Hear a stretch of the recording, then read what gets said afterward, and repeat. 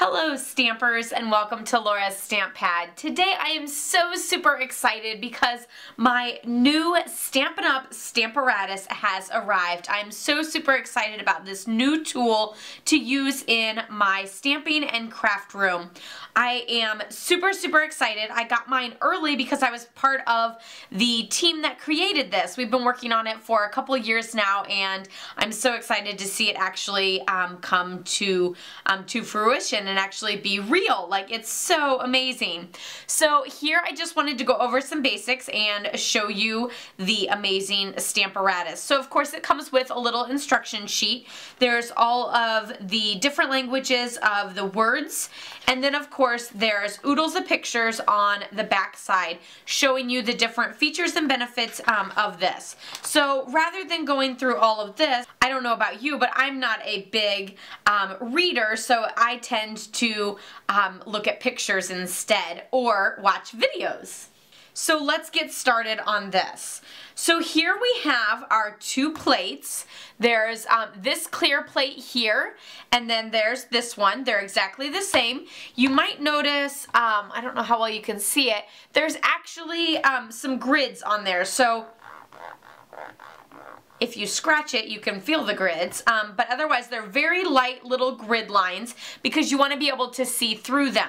So you can use these grid lines to line up your stamps onto the grid, or you can use them, you know, just to kind of use your placement and everything.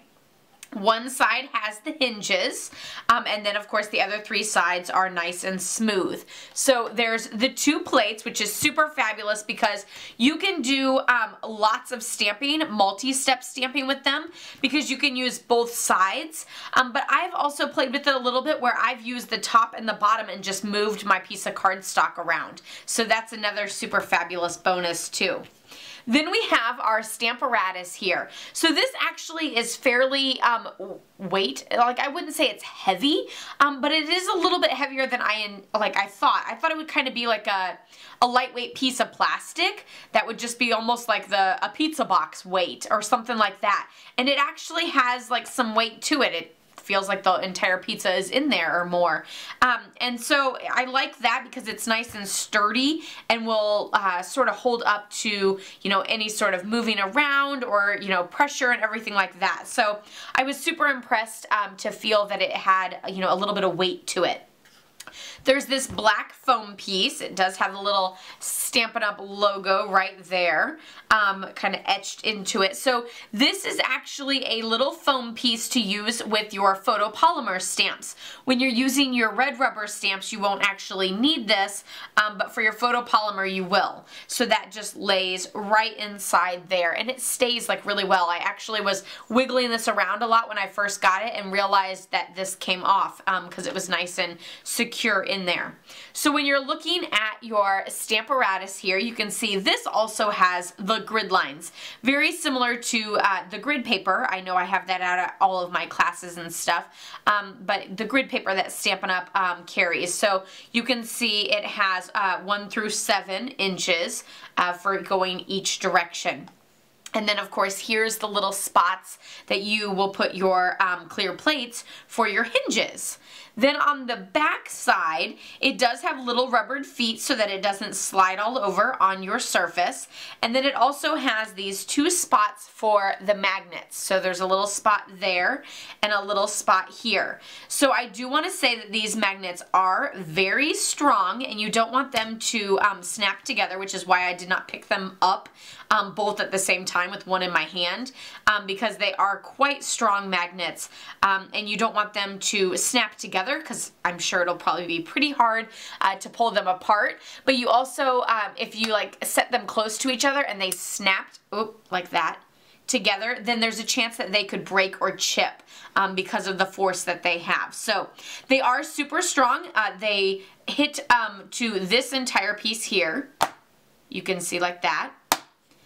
But they also will go through the foam piece here. Oh, they're really strong on here. They're a little bit more pliable on the foam because the foam has a little bit of give to it.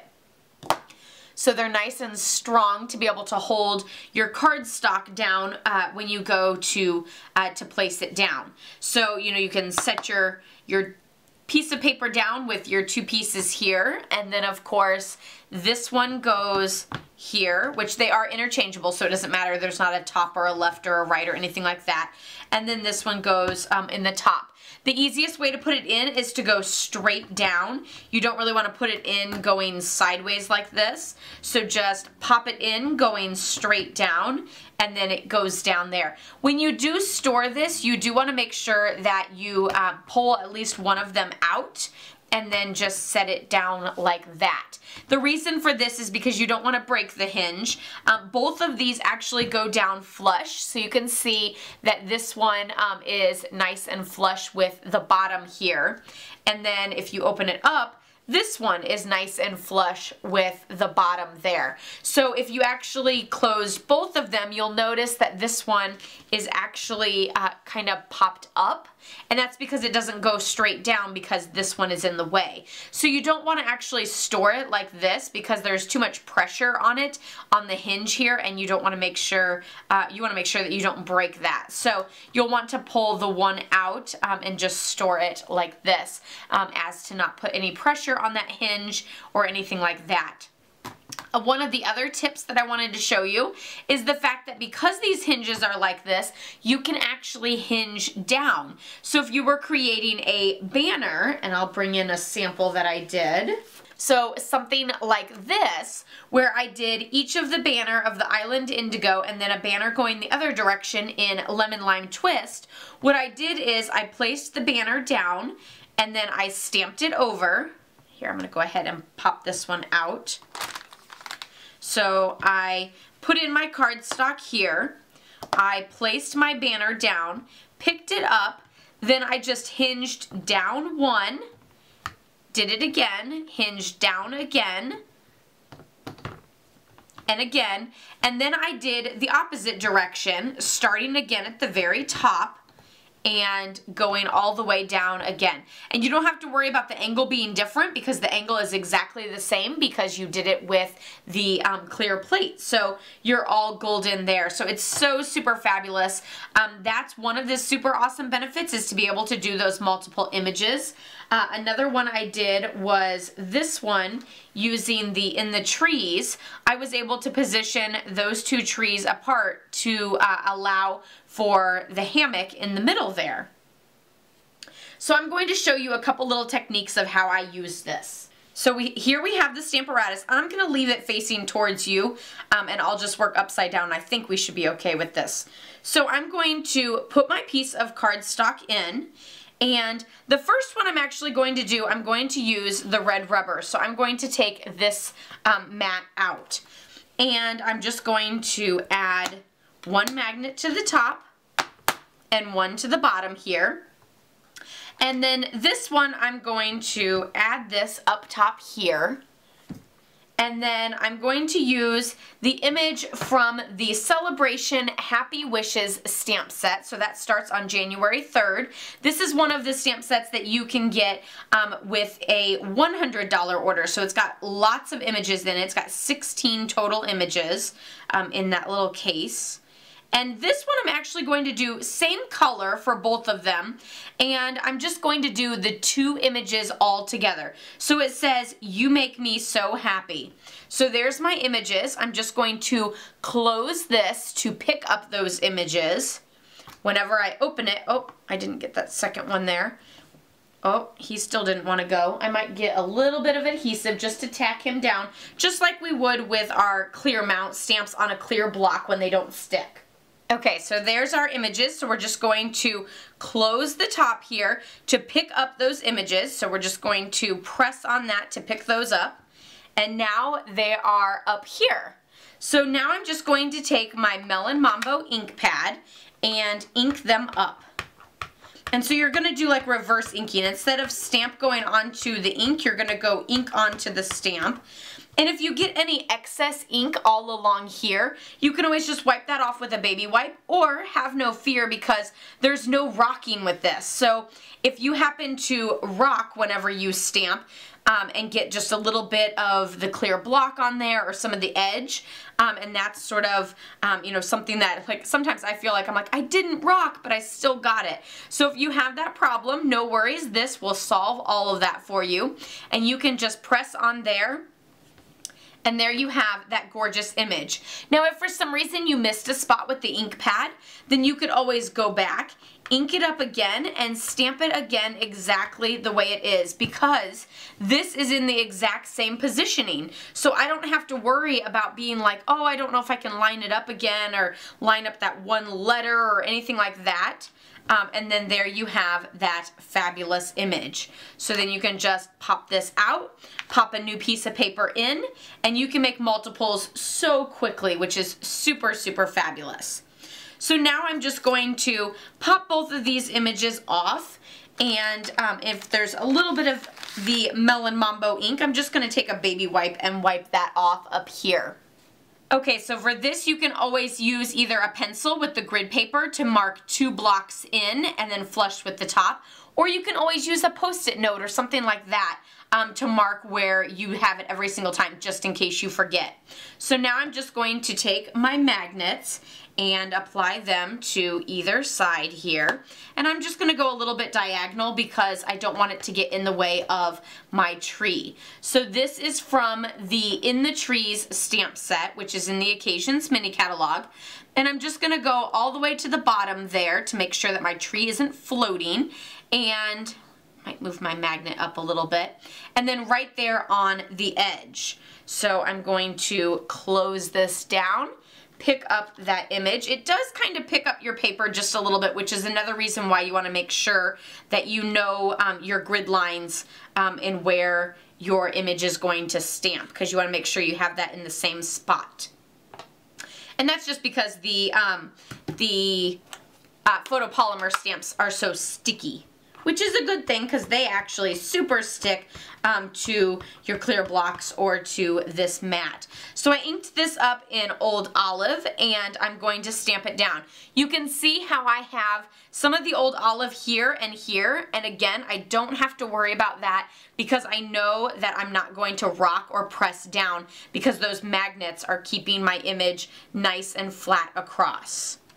So there, oh, and we didn't get the top of our tree here, but that's okay.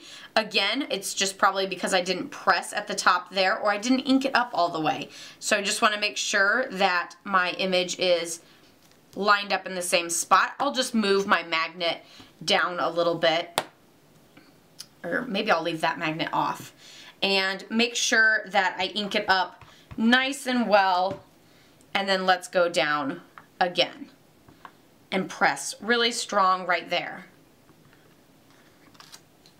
Perfect. Okay, so now I'm going to add on this little side piece and place our little hammock right there on the edge of the tree, and pick up our hammock with the side clear mat, and I'm going to actually ink this one up with some chocolate chip. And you can always do both trees at the same time and then do your hammock in the middle, or you can do it like this. So that's all personal preference. And I'm just going to press down right here. And there we have that fabulous little hammock. And then now it's time to bump this over. So I'm going to bump it over 3 marks, which you can see. Let me make sure I have this nice and secure, and I'm going to move my magnet. You can see that the tree actually goes in this spot, and that it doesn't go, you know, just 2 over or 3 over or anything like that. So now I'm just going to ink this up in Old Olive and stamp it down. And I probably have my angle of my hammock a little off, which that's just something that, you know, you'll kind of play with a few times and stuff. Yeah, he's a little high on one side, but that's okay. So there you have that fabulous little double tree with the hammock. My trees are not floating in the air or anything, and you have that awesome look. So there's that one. Let me bring back in some of those other samples so that you can see.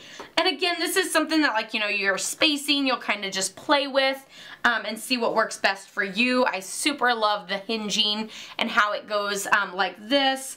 Here was the original one with the trees and everything.